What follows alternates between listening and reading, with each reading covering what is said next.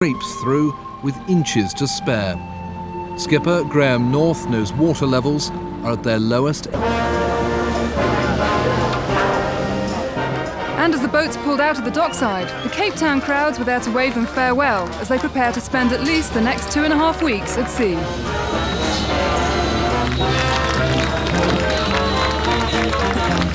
The winner of the first leg, EF Language, leaves the dockside here at Cape Town.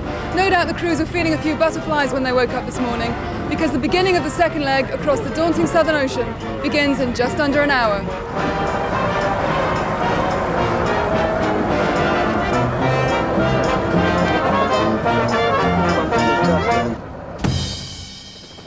Light, patchy winds, brilliant sunshine, Table Mountain, a spectacular backdrop for the start of the second leg of the Whitbread Round the World race for the Volvo Trophy. Two of the real front runners there, and there's Toshiba. Paul Stambridge just taken over from Chris Dixon as skipper. And there's the girls, EF Education. Chessie Racing, fifth on the first leg, boats preparing to start. Seconds away now from the start as they line up. And that's the start now. They've got 6 miles of short course racing, around 3 buoys before they set on their own course towards Fremantle. Close to camera, Paul Cayard, EF Language. Toshiba, there 2 boats round the back now. They've got problems, having to dive behind the fleet, left of the picture. Good start for Swedish Match, the blue boat there. Far side, I can just make out Merit Cup. Probably the best start there, and in the middle of the patch, Chessie Racing. Light winds, but crew working hard. On board there, Ross McDonald steering Toshiba. There's the skipper with the beard, Paul Stambridge. Very much of a team player, letting the short course expert, the Olympic sailor, steer in these early minutes of the race. Good panoramic view down there. Closest to us is Laurie Smith. We're now on board with Merit Cup and Grant Dalton. He's got clear air there. Good position to be in. Crew staying still, so vital not to move in these early moments. Light winds, you move, you slow down. Close in there on Swedish Match. Skipper Gunnar Krantz out to prove a point. Finished 8th in the last leg. Big budget, a lot of pressure on him at the moment. Going well. Close to camera, Brunel Sanergy, but back down there, the white spinnaker of Swedish Match. On board now, Toshiba. Close to camera, skipper Paul Stambridge as they jibe. Ross McDonald still at the helm. Be interesting, very much a team game on Toshiba. Stambridge playing on the strengths of the other crew members, obviously prepared to do whatever's necessary himself. Merit Cup approaching the first mark, looked to be in a good position. Clear air, there is Merit Cup going from left to right. Looked to be at first at the moment, but I saw Laurie Smith and the British boat go out left, so that's going to be interesting. Here are the British team, they've got good breeze as they approach the first mark in first position. Good performance there. After 3 weeks rest and relaxation in Cape Town, the 1997 Whitbread Round the World race is finally back on. As Laurie Smith and his crew approach the first mark in the lead, the pundits could be right. The boats are very tightly packed together. The second leg could see the same pattern all the way through. Well, the boats really are very tightly packed together as they pour down towards this first mark, but Laurie Smith and the British team are out in front. They've established a good lead, and whilst that might not seem terribly significant on their way to Fremantle, psychologically it does matter. Merit Cup now, coming in second position. They finished second in the first leg. They'd be happy to stay there. Grant Dalton said you've got to be in the top 3 of every leg in this race to win it. Blue boat, Swedish Match, Gunnar Krantz. Very satisfied to be coming in third. As leg 1 winner, EF Language and Paul Cayard squeezes through just in front of Brunel Sanergy, the Dutch boat. Dutch boat, so many problems on that first leg. First they hit a whale, then they had mast problems, and then they came in last position. So at last a few smiles on board that boat. New navigator, Stuart Quarrier's joined them, but I guess they made it all by themselves down to that first mark. Toshiba squeezing inside there on Brunel Sanergy. And now back, lead boat. Laurie Smith, familiar casual pose, betrays a fierce competitor in that boat. Certainly looking more relaxed than they did on the press conference at the end of leg 1. British team desperate to do well on this second leg. Close to Swedish Match. Great view that, isn't it, of the thoroughbred racing machines these Whitbread 60s are. Tweaking the boat as it goes upwind in these light conditions. And back to Ross McDonald on Toshiba. Chatting his way out the leg, talking to the crew. You can see Swedish Match over there, they're in second. Light conditions, but massive horsepower in these boats, meaning that they're leaning over it even in this sort of wind. Now that water pouring out, they've got water ballast in these boats, and that means they've got enough, it's full enough. So early soaking for the crew there as we close in on EF Language. Paul Cayard, winner of leg 1 at the helm, confidently steering his way upwind, chasing Brunel Sunnergy, looking to have better boat speed already. Another good performer from the first leg there, Innovation Caverna, and second in the first leg, Grant Dalton, Merit Cup, we're on board with him again. Look at him delicately squeezing the boat upwind there, keeping the power on, keeping the momentum, keeping out of trouble. A lot of spectator boats out here. So the fleet now head off towards Fremantle. There'll be one boat that's very pleased with the start. Laurie Smith and Gordon Maguire at the helm as the British boat leads the Whitbread fleet on the way to Fremantle. A great start for the British boat, but really placings at this point in time fairly academic. After 3 weeks with no sailing though, the crews will be finding their way around the boats once more, with some heavy oceans in front of them. So it was a good start for Laurie Smith and his crew, but of course a long, long way to go yet. Laurie somewhat disappointingly back in the pack at the end of the first leg. He'd be determined to stay out front this time. This is Laurie's 4th Whitbread and easily his best ever chance of winning it.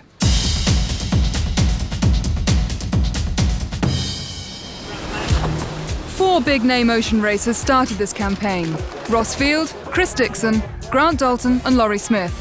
Now only 2 remain, and with Dalton having won the race previously, Smith knows he's got something to prove. His pedigree is undisputed, but after 4 Whitbreads, he's not looking for second. I won a bronze medal a few years ago. That was good because I'd done a lot of Olympic stuff, and that's the only medal I've won. On the last Whitbread, we won a couple of legs, and obviously the big thing for me if I could win this race. It's the first time I've had control from day one as far as the design, the boat, you know, where it's been built, exactly what crew I need, the timing of it. You know, we've got the right budget. And I've done it twice before, which gives you the experience of knowing what to do and what to expect, you know. So we have got a good chance. Yeah. The point system is better in that last time, you know, you could get away on the first leg, and typically someone who did that got through the Dolmans first builds up a huge lead, and it's very hard to get that back on subsequent legs. So you could almost said on previous races the guy that wins the first leg would win the race. Winning the race is what Smith's about. A disappointing 4th in leg 1, but a renewed appetite for the Southern Ocean to come. Well, last time I was down there I did pretty well. You know, we won the leg on interim. As for Silk Cut, well, you know, we think she's a good boat. The speed of the boat's fine. I mean, the boat's fine, the crew are good, and like I say, if we go the right way and we don't break anything, we should win. I'm trying to do as good a job as we can, and I think the crew are doing as good a job as they can, and you're doing it for yourself, yeah, and for them. But from my point of view, I'm doing it for myself, for them, for the sponsor, yeah, and for the British thing. You know, people following the race, looking at the only British boat, then you don't want to disappoint them when they're hopefully cheering a British boat on. There are clear blue skies and a sprinkling of clouds over Cape Town today. For most of us, that means another beautiful day. But for a navigator on a Whitbread 60, it can mean something else entirely. The days when a navigator simply finds his way around the world are gone.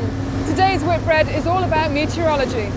Complex computer equipment constantly monitors the global weather systems, and it's how the navigator interprets those weather systems that can win or lose the race. Big winds and huge surfing waves will always be the hallmark of this leg 2 from Cape Town to Fremantle. In the eyes of the world, every one of the 4,600 miles is sailed against icebergs and snow, as the crews fight off frostbite and take freezing blasts of water full in the face every few seconds. Unless the big conditions damage or even sink a boat in the lower latitudes, this leg is more likely to be won in the light winds, at the beginning or at the end. Basically, to get down there, we've got to cross high pressure out of Cape Town. You run along, break a few things, you know, and dodge a few whales or whatever, and then you've got to cross high pressure again in the Indian Ocean to get back up again.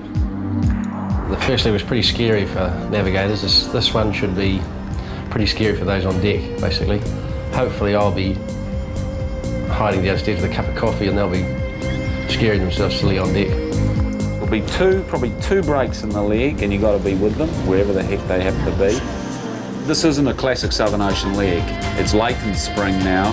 You're only going to, I don't know, 48 or something like that. I think the Great Circle's way above that.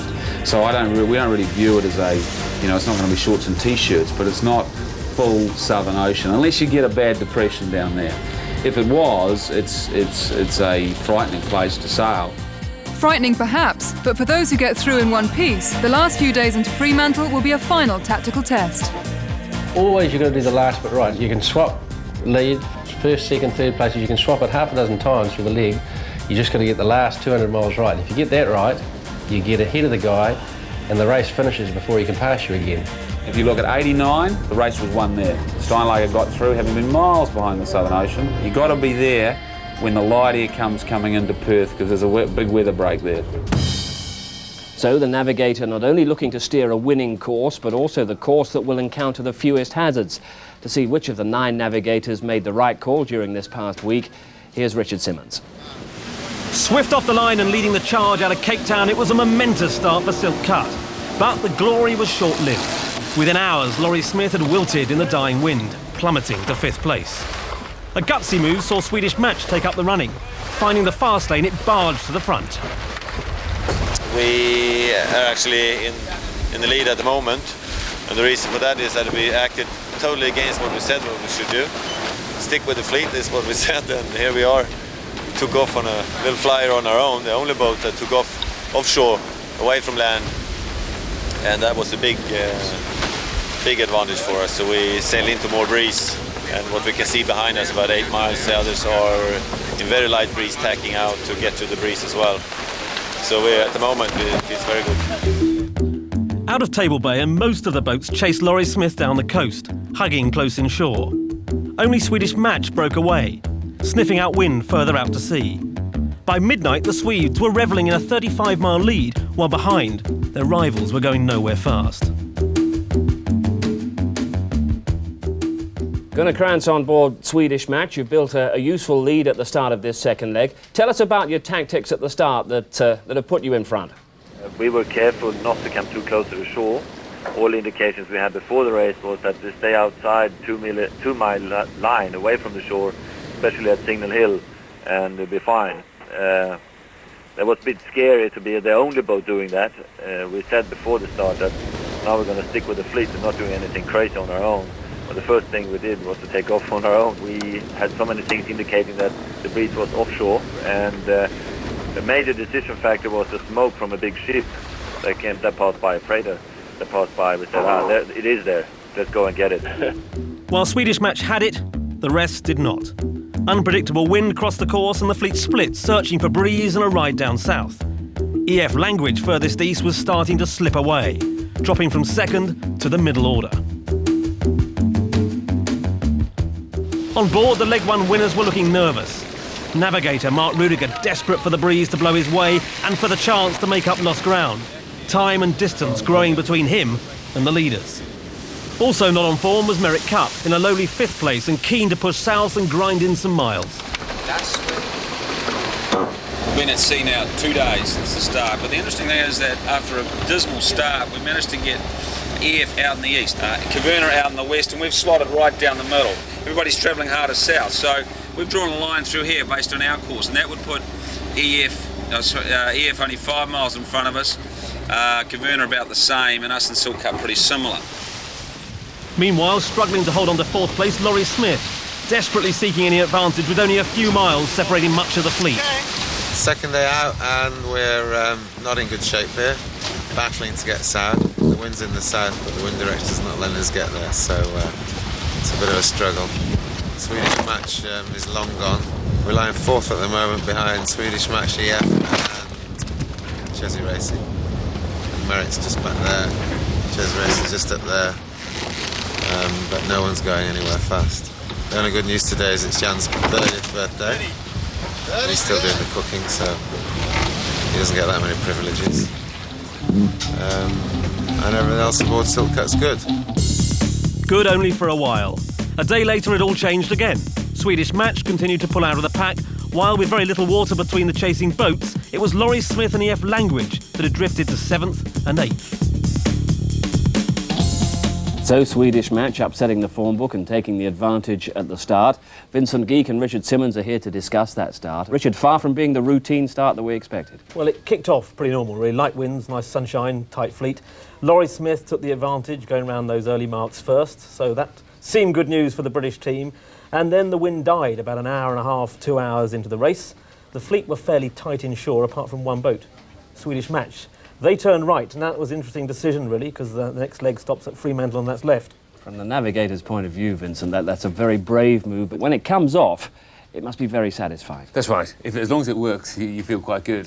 When you're actually doing it and the whole of the fleet's going that way and you're saying to the skipper, you've got to go that way, your heart's in your mouth, you're checking the sailing instructions, have you made a mistake, have you missed something out?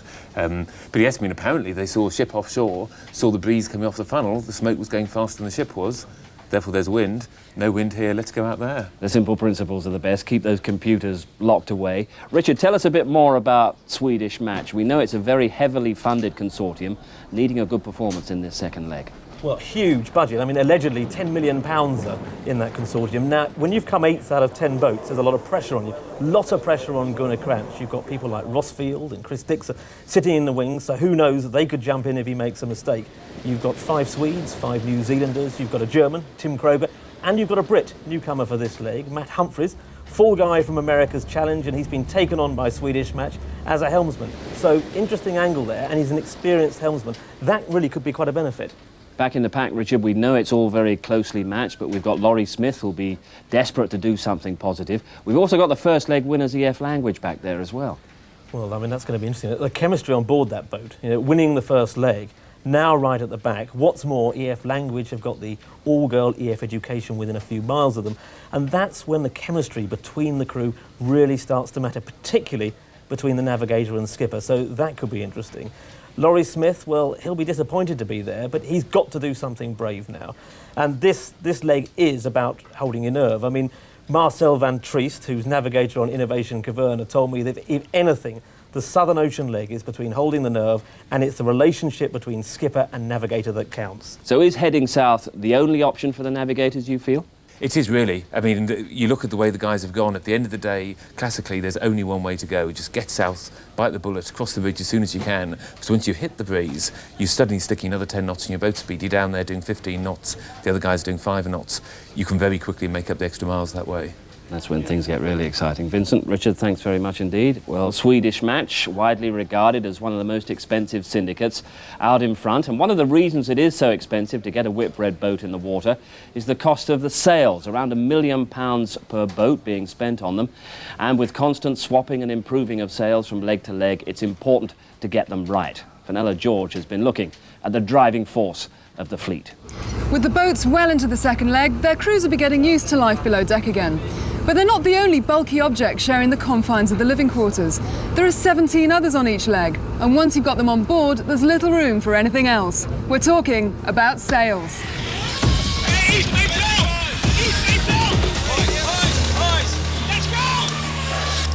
There's an awful lot of money spent, you know, on these engines of the boats, if you like, because that's exactly what they are. They are the things that make them fast. Once you've got a hull and a keel and a rudder, the big differences that we're seeing, boat on boat, will be sails.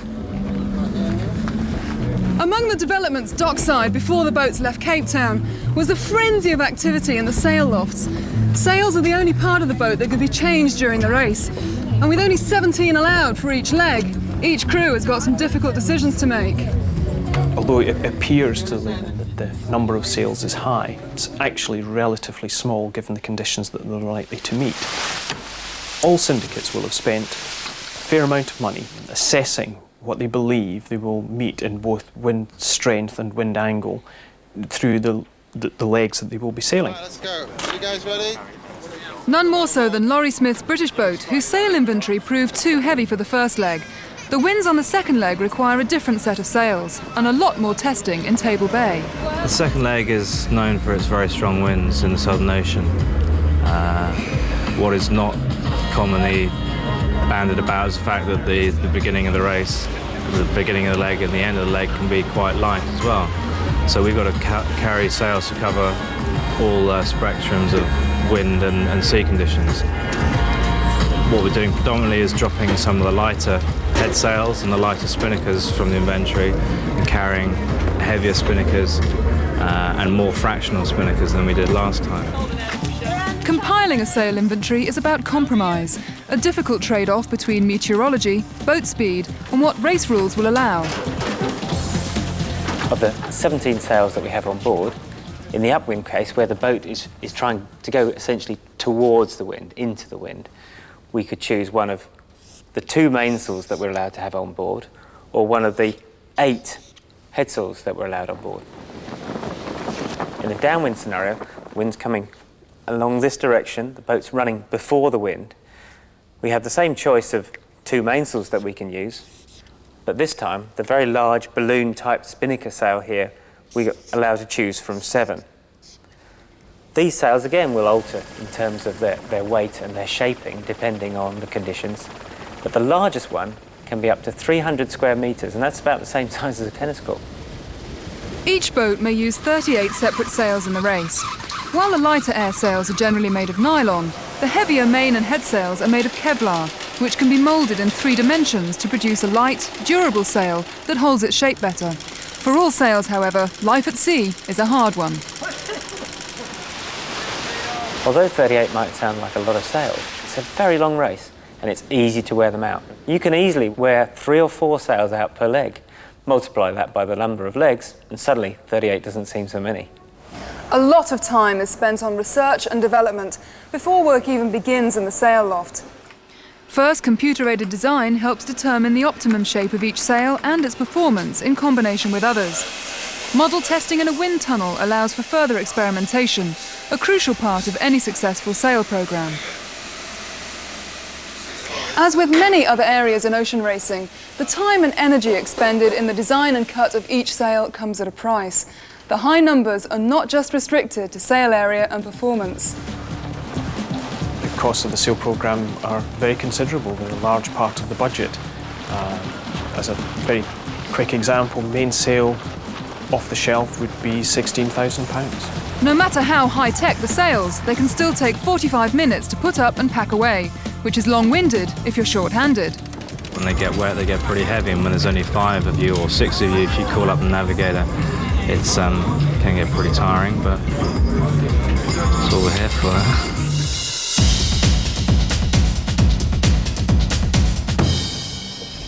Day 4 and a small recovery on board EF Language. Now in 6th and time for reflection. It was a good start for us out of Cape Town. We held 2nd place for the first 36 hours of the race. But then in the 2nd night, we encountered a squall and got pushed too far to the east. And all day yesterday we had very light winds, so it's kind of tough to take, but I guess some of our competitors had the same feeling on the first leg, so what goes around comes around. Leading the bunch out of Cape Town, EF Language held a tenuous 2nd place, crisscrossing the course in search of wind. A punt east proved expensive. Hit by a squall and then pushed into a hole, it was left standing. Inside, the fleet just sailed away. A disastrous start for Kehard. EF's loss was Caverna's gain. Now in 2nd place, furthest west and in top gear. There was even time for a spot of nature watching. Also enjoying the scenery, Toshiba, now in 3rd. This is the early stages of day 4. It's been a good 12 hours. We've put a few miles on Silk Cut and Merit Cut, which are just down to the leeward of us. Really happy how we're going. Not so happy and in the slow lane were Chesney Racing and the British boat, holding out at the back of the fleet and desperate to brush up on speed and tactics. There's a freeway over there. There's a freeway over there. And we're in the parking lot at the moment, in between them. The viewers back home will see some strange positions in that people like Chesney have gone from 3rd to next to last, and we've gone from 4th to 3rd from last. Suddenly shot up the field today, but it's not really about that. It's at the moment it's about who's furthest south is always going to be more wind, so you sort of have to take short-term losses for long-term gains. With Swedish match long gone, Caverna was next to make a move. Investing west, it took a small knock and then took miles out of the chasing pack. Toshiba then followed. while behind the fleet was still trading places. So after a week of uppers and downers, the fleet finally looks to have settled on a form. Swedish Match has the fast winds on its back, while the others are still heading south before turning into a corridor of wind speed. Some have a lot to do. So after just under a week at sea, it's Swedish Match that has taken the early advantage, but the heavy and dangerous conditions that we associate with the Southern Ocean aren't far away. We'll be back same time next week, 7 o'clock Thursday evening, BBC 2, as that Southern Ocean weather starts to mount its challenge. Bye for now. Some say ocean racing goes to your head. This is Nick Maloney on Toshiba, and yes, there is another wheel on board. Stay in touch with Whitbread progress on CFAX, page 386.